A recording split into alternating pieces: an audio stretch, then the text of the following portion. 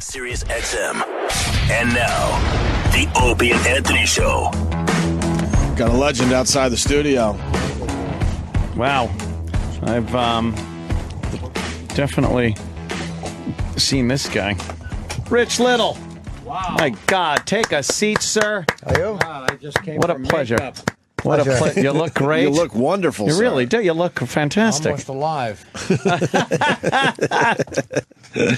Sorry we're running a little On late. the air, too, so it's good. Yeah. Yeah, we just start the show and let her rip, you know? Oh, Right onward, forward, wagons ho. That's a gentleman. Look how he's dressed. Yeah. I know. Well, always. Beautifully. Always. We could take it. We can learn from this man.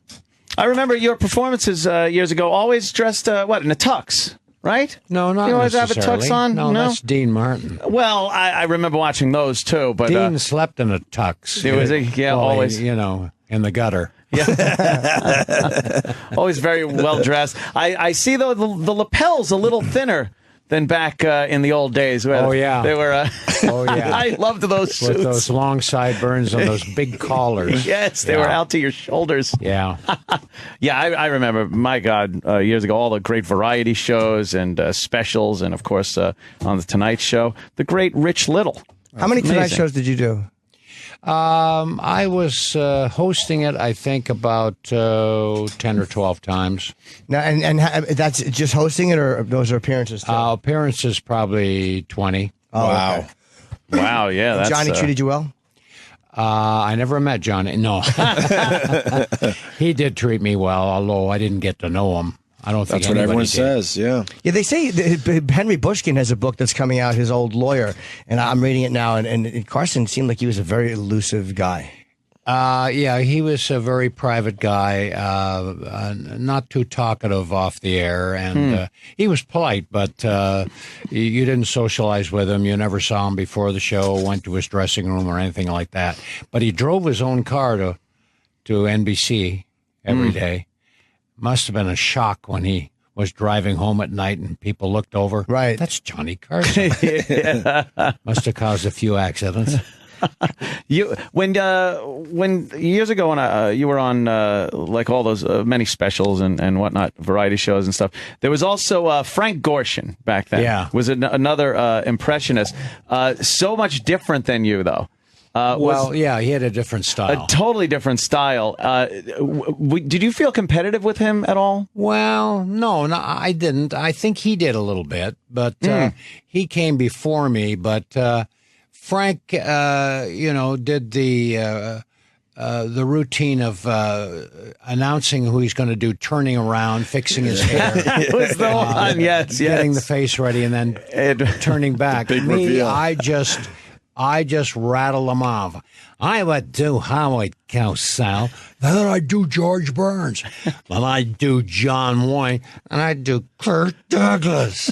You know, I mean, No I would turning just around, go yeah. from one to another That's very great. quickly. I've always done that. And was it something that from a kid you just were a little minor bird? Yeah, I started imitating teachers at school. That's how I started, and Cracking I up knew the I had classroom, something yeah. going for me because it wasn't long before the teachers were charging a 2-drink minimum and a cover charge. Now, was it a happy childhood, or was it this the product of trying to dissociate from something awful happening? Well, I was born in Canada. I'm a Canadian, a Canuck, you know. So it And, had to be happy. Everyone's happy up there. I came down to the States in this dates me, 1964, or 63, to do the Judy Garland show. That was my first TV show, yeah. But I mean, doing the impressions when you were a kid, what makes you realize you can do? Because that's what impressionists are always amazing to me. Because there has to be such a mindset to just get in and become other people and pick up on their mannerisms and.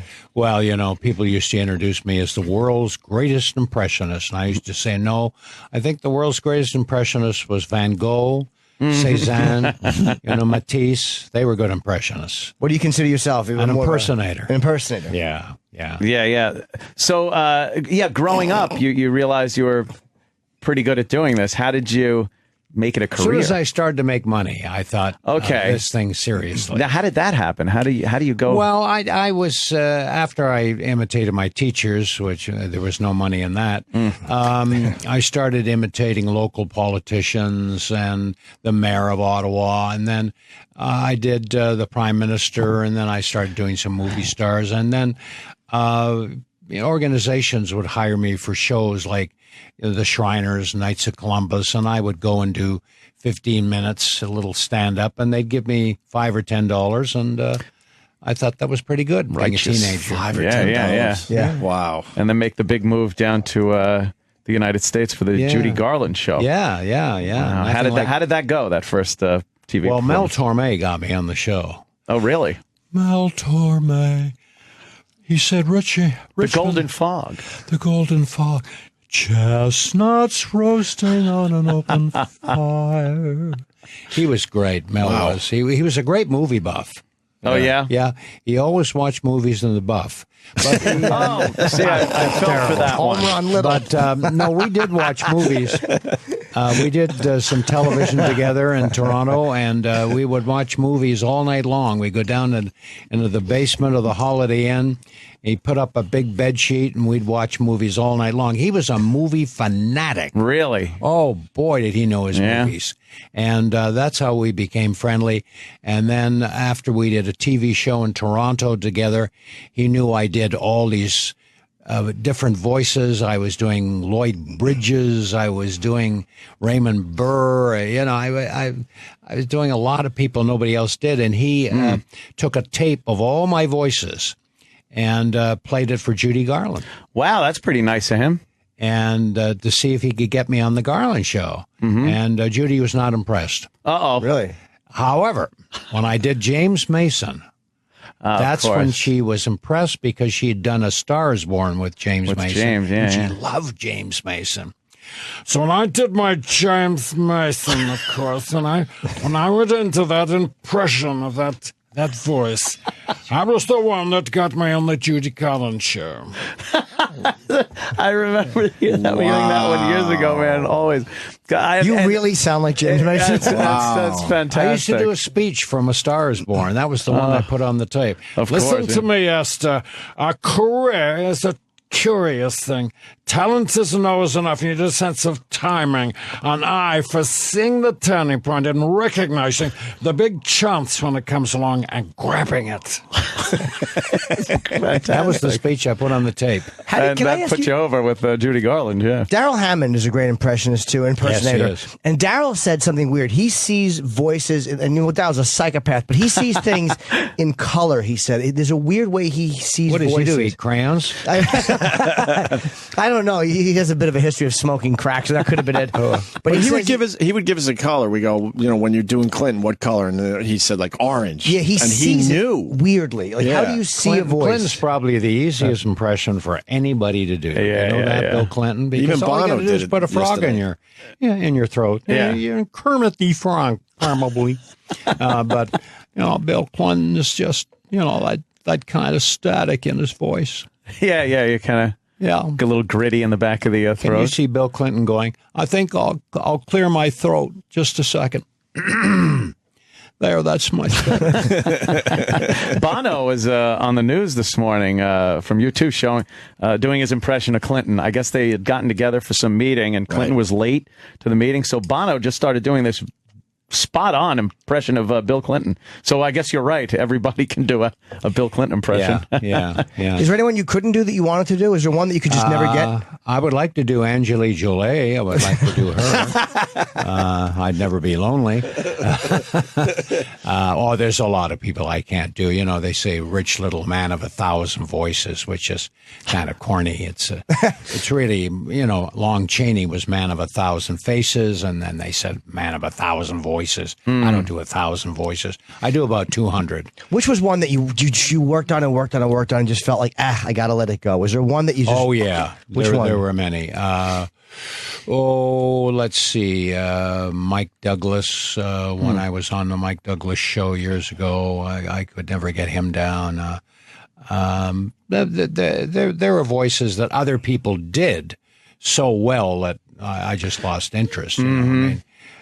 Frank Gorshin did Kurt Douglas and Burt Lancaster and Richard Widmark. I never able to do him. A lot of the older stars, The older stars are better to do because they were larger than life and they were identifiable. Yeah. You do George Clooney. If I did a spot-on impression of George Clooney, which I can't do, I don't think it would get any reaction at all. Right. There was this Matt Damon? over-the-top dramatic delivery with a lot of the older actors that you could really kind of fix on and play it that way. Yeah. Did you ever notice it was easy or easier if you had heard someone do an impression of somebody? Oh, yeah. And then pick up on that? I had noticed that over the years. If you try to do an impression of somebody and you can't quite get it, and then you hear someone else do it, you go, that's right. Oh. So now you find that little niche to do. Yeah, you can steal a voice from somebody else. And you were right at the forefront when like Richard Nixon was in office, and you were the guy at that point to do Nixon David impressions. Fry was too. Yeah, but he was more of the look-like and a caricature. A caricature. I try to do him more realistically and not make him a cartoon.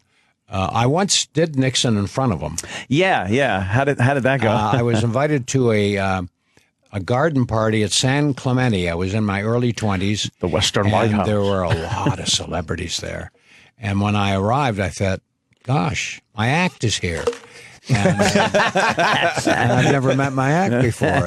John Wayne was there, and George Burns, Jack Benny, Glenn Ford, Glenn Campbell, you name it, they were all there. And Debbie Reynolds, I've never forgiven her for this, she grabbed my hand, pulled me around the swimming pool, threw me to the back of Richard Nixon and yelled out, Mr. President, Rich Little is going to do you. He thought I was going to shoot him.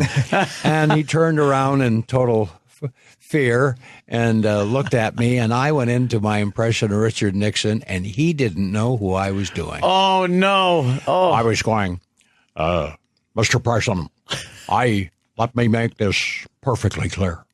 I am delighted to be here today. And he looked at me, and then he turned to his wife, Pat, and he said, why is this young man speaking in this strange way?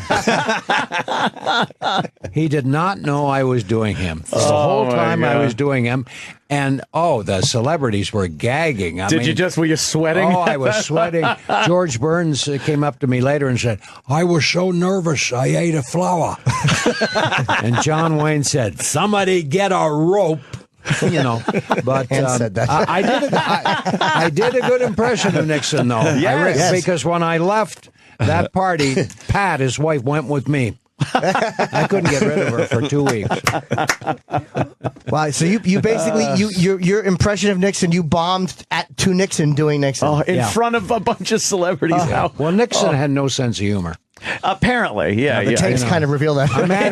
A man who wore the same blue suit for over 40 years and never took the hanger out of it. How funny can he be?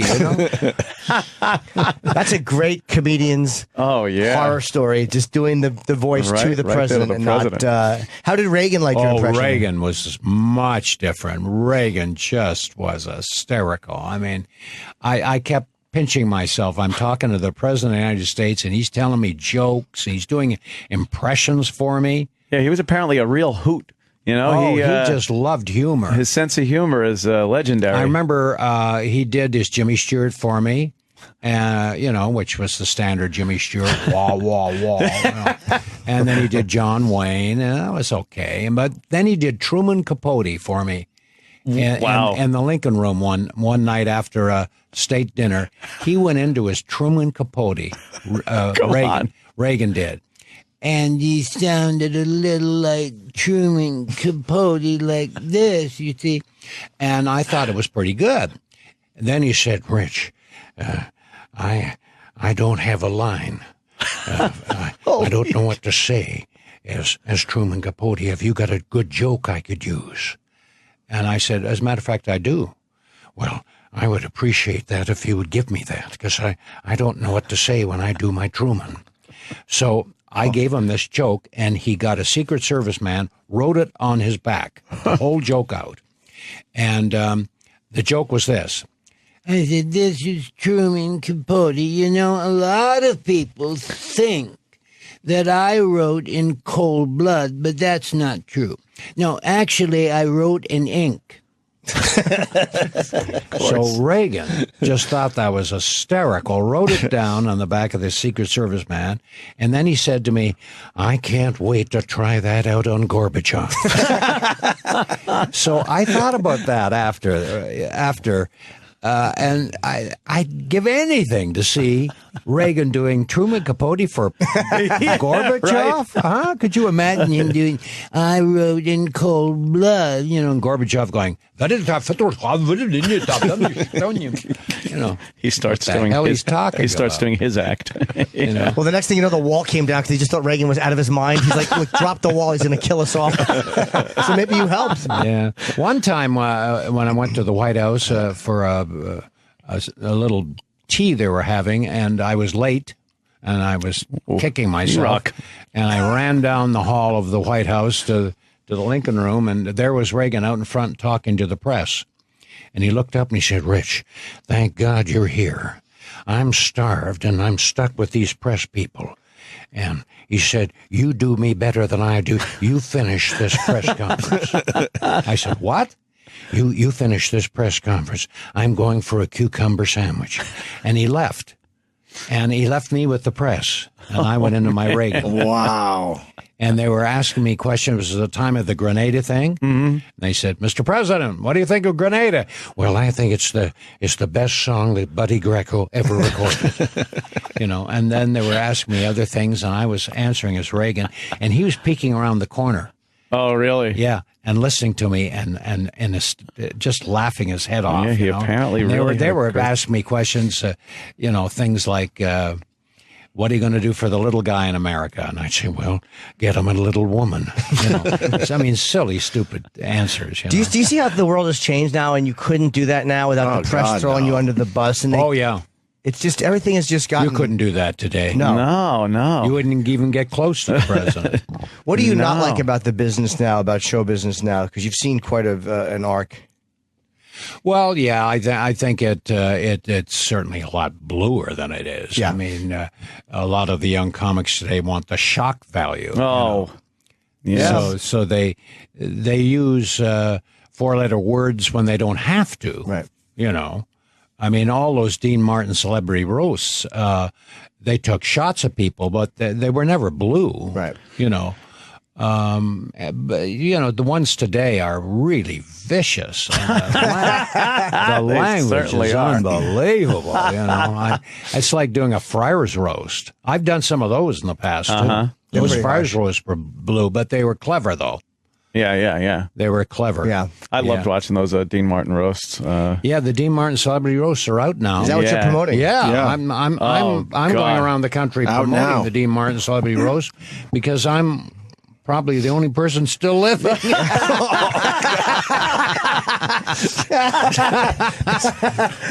I was only 12 when I did them, but they're out on DVD, and I think they're going to be a big seller because people tell me all the time, you know, when there's nothing on TV, we always get out an old Dean Martin roast and watch it. Now they're on DVD, 12 complete roasts. 6 DVDs with 3 hours of extras. Who were some of the celebrities being roasted? And the roasted people on this CD, you know, they did 54 roasts. Wow. 50 over about 6 years. But this is Johnny Carson, Lucille Ball, Don Rickles, Jimmy Stewart, Bob Hope. Man. Yeah, I remember the Lucille Ball one was hilarious. Oh, my God. I thought the best one was either Johnny Carson or Jimmy Stewart. How many of those were you a part of? Well, I did 52 roasts. Jeez. Yeah. I was in my 20s. I was terrified. Really?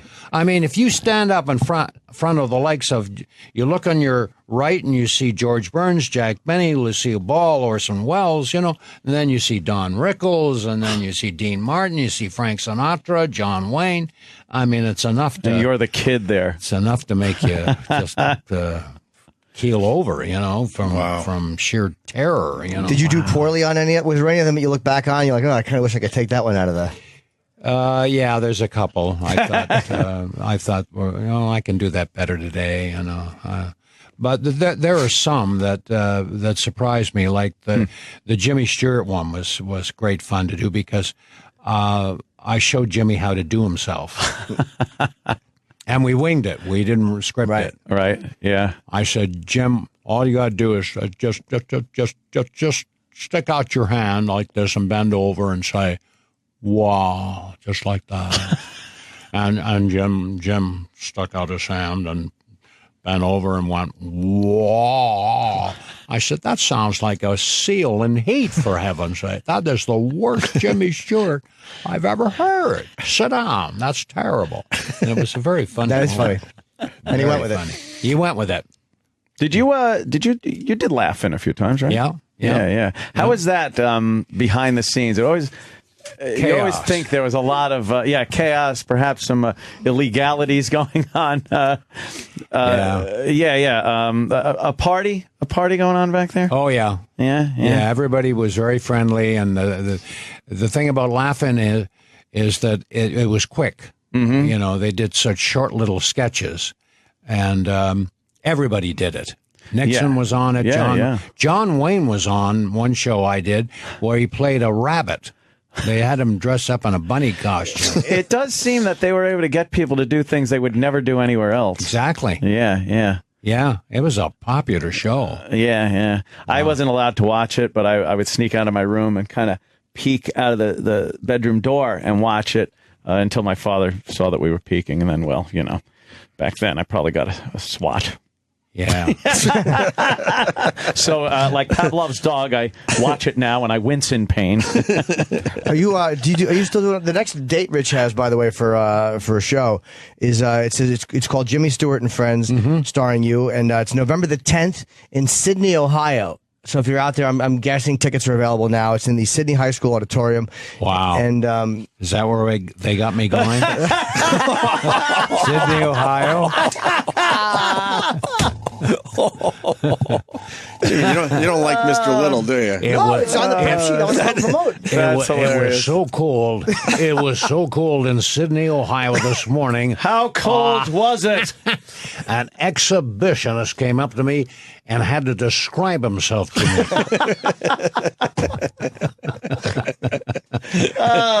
No, that'll be fun. That'll be fun. That'll be fun. I just finished doing the Andy Williams Theater in Branson, Missouri. Oh, okay. That was great fun. Yeah. Great fun. Beautiful theater. Are you still out a lot doing a lot of dates? Or I've been doing this show on Jimmy Stewart and Friends. Okay. For the last 4 years, and really looks like we're going to bring it to Broadway. Wow. That's great. Good for Next you. year. Oh, wow. I didn't say we play it here, but we're going to bring it. Just bring it. Just bring it and leave it here. Well, richlittle.com is the website for the dates. If you want anything you want to know about Rich or his, and he's promoting the Dean Martin Celebrity Roast Collection, which is out now, 6 DVDs. Fantastic. And the great Rich Little. Rich, thanks so much for coming in. Man. What a great time. Good to see you Great guys. time. Come back and see us. Yeah, I'm sorry I put makeup on for this show.